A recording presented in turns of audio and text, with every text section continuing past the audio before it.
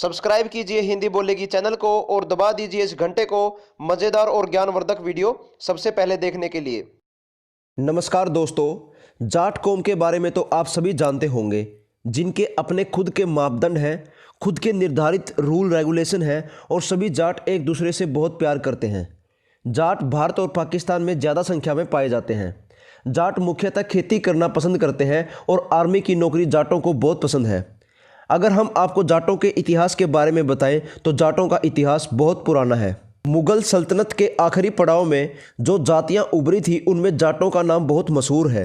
औरंगजेब के अत्याचारों और दुष्कर्मों ने जाटों को एक बड़ी सैन्य शक्ति का रूप दे दिया था। उस समय सभी जाटों ने इकट्ठे होकर एक बड़ी सेना बना ली थी। मुगल सल्तनत के आखिरी पड़ाव से लेकर अंग्रेजों के शासनकाल तक ब्रजमंडल में जाटों का एक अलग ही प्रभाव रहा।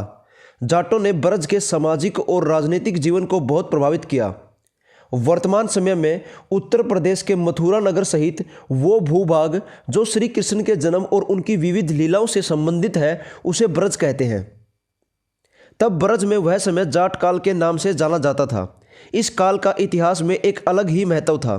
ब्रज की उस समय की राजनीति में जाट शक्तिशाली बनकर उभरे थे। जाट नेताओं ने उस समय ब्रज में अनेक जगहों पर जैसे भरतपुर, सिनसिनी, डीग और मुसान जैसे कई राज्यों को स्थापित किया था।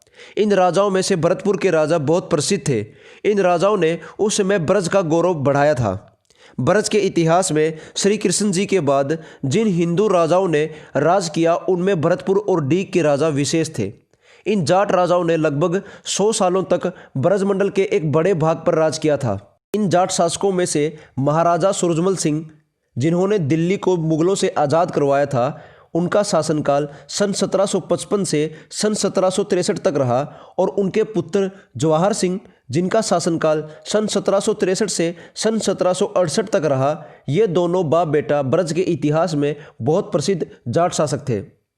इन जाट राजाओं ने ब्रज में हिंदू शासन को लागू किया था और इन्होंने अपनी पहली राजधानी डीग को बनाया था और फिर उसे बदलकर भरतपुर को एक नई राजधानी बना दिया गया था।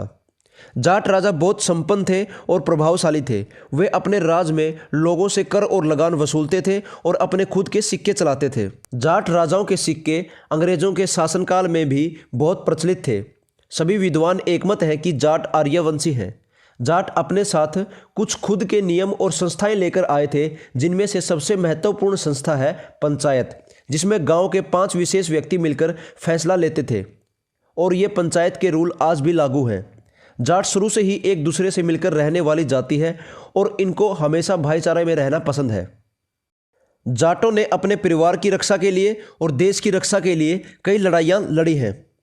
अब आप राजीव दीक्षित जी से सुन लीजिए कि अंग्रेजों के जाटों के बारे में क्या विचार थे। और जाट जाति समूहों के बारे में अंग्रेज खुद मानते हैं बहुत पराक्रमी, बहुत वीर। जाटों के बारे में अंग्रेजों की संसद में जब बहस होती थी तो अंग्रेज कहा करते थे, एक जाट 10 अंग्रेजों के बराबर है। तो दोस्तों, ये था जाटों का असली इतिहास।